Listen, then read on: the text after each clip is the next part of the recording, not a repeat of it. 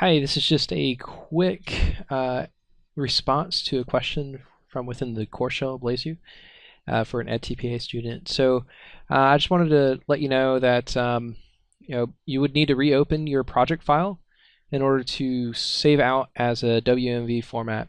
If you're concerned about the MP4 format not being compatible when you're submitting your edTPA results, there have been reports that students who stored it as an MP4 file have had issues with sound. I don't know why, but for whatever reason, that is what students have reported, and we found that if you save it as a WMV format from Windows Movie Maker, you have more success. So what we're going to do, let's pretend like we have the video files already edited the way that we need to. And of course, there's not a whole lot you can really edit within the edTPA restrictions. So pretty much you might just be able to trim out your video to the specific time frame. It might be 15 minutes, it might be 10 minutes. It kind of varies from one group to another, but that should be within the packet that you have for edTPA. But your question was more in line with how to export this out as a WMV format. Now at this point, if I go to the drop-down menu, the blue tab at the top left, and click on Save Movie, or mouse over it, right now I don't have a preset option for me to select from.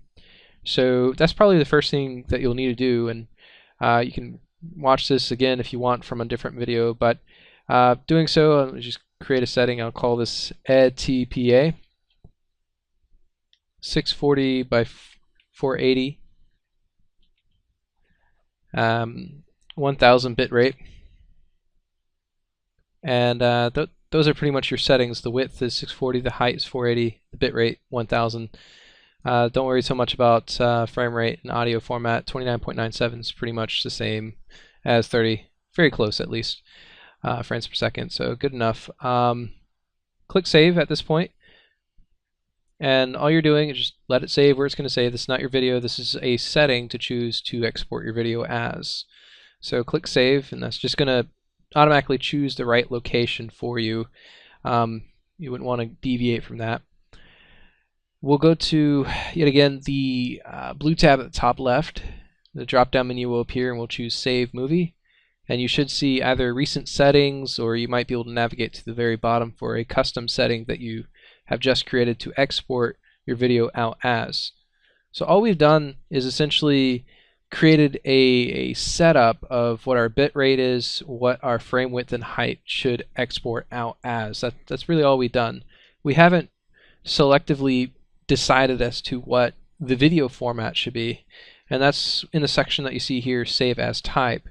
So here you would have to select the drop-down menu and go from MPEG-4 to Windows Media Video File, WMV, if you wanted to use that. And I've had a lot of students report to me that that has been more successful for them due to MP4, for whatever reason, exporting from Movie Maker have had sound issues when going off to be submitted. So, just an FYI.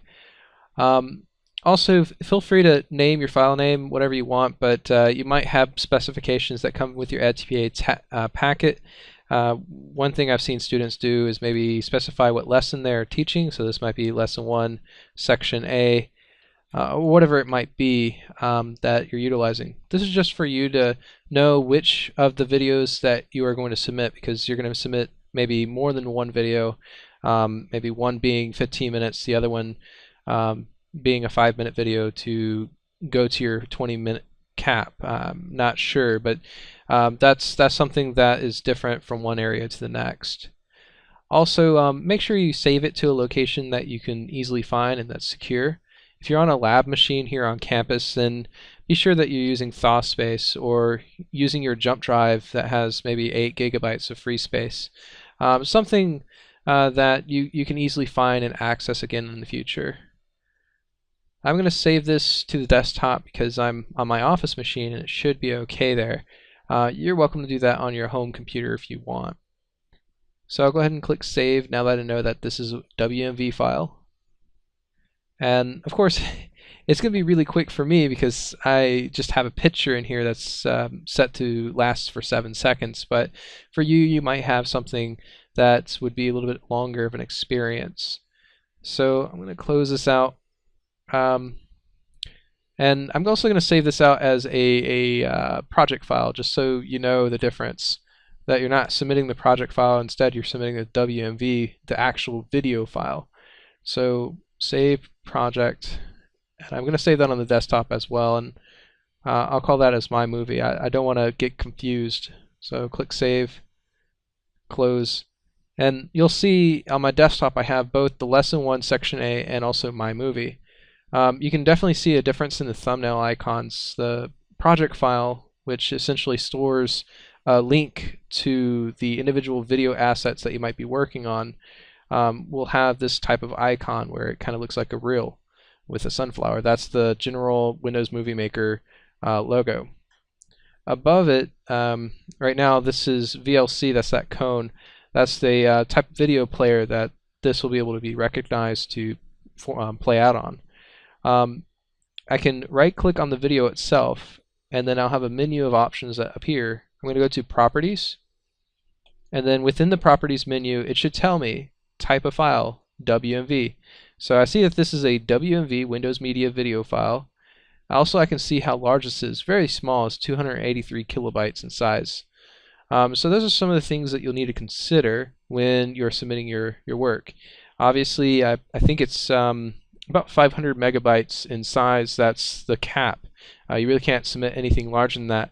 But I usually advise people, if they are submitting their videos, to not go and exceed 250 megabytes, because that kind of gives you more legwork to work with when you're submitting it. And it can take a little while for something that size to actually upload and go out. So you'll have a shorter time frame that you have to wait for your videos to finish compiling it. That's why we choose the frame rate, width, height, and the sample rate or bit rate as we do, because we're compressing the video down to be less large. Overall, that's pretty much all that you have here. It's pretty easy to distinguish visually the difference between the two, and if you're not certain, just make sure you right click on it, go to Properties, and you'll be able to see what kind of type it is, WMV, and also you'll know how large it is. Hope that answers your question, and probably a little bit more too.